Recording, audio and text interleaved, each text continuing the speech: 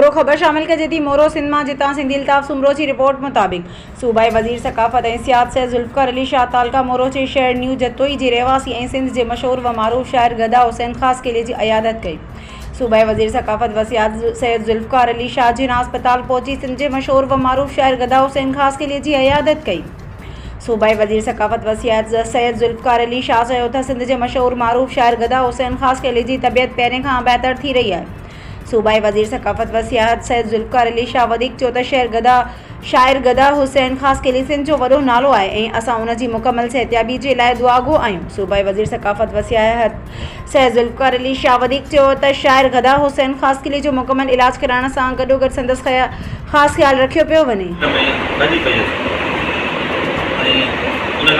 Operation करायो हिकिड़ो जगह नवाबशाह मां हिकिड़ो जगह राजपूत अस्पताल मां हाणे हुन सां रलिजी वियो रिकॉर्ड चवंदो त उहो रिकॉर्ड बि मौजूदु हूंदो।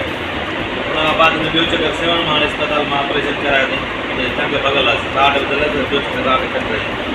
हुन खां बाद अॻे हफ़्ते में मुंहिंजे ख़िलाफ़ सोशल मीडिया ते मुश्तबा रहिवाणी आहे हुनजो केन न्यूज़ आहे उन ते मुंहिंजे ख़िलाफ़ हिकिड़ी वीडियो हलायूं आहे ग़लति इंजेक्शन जे करे। मां हिकु प्राइवेट इदारे में कमु कंदो आहियां एज़ ए डिस्पैंसर। मुंहिंजे ख़िलाफ़ हुन नालायक जेको ग़लति इंजेक्शन जे करे जेको हिननि जी टंग जेको आहे ख़राबु थी वई आहे।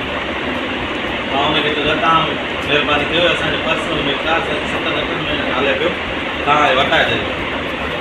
उहो हुननि हटाए छॾियो कंहिं दोस्त जे चवण ते।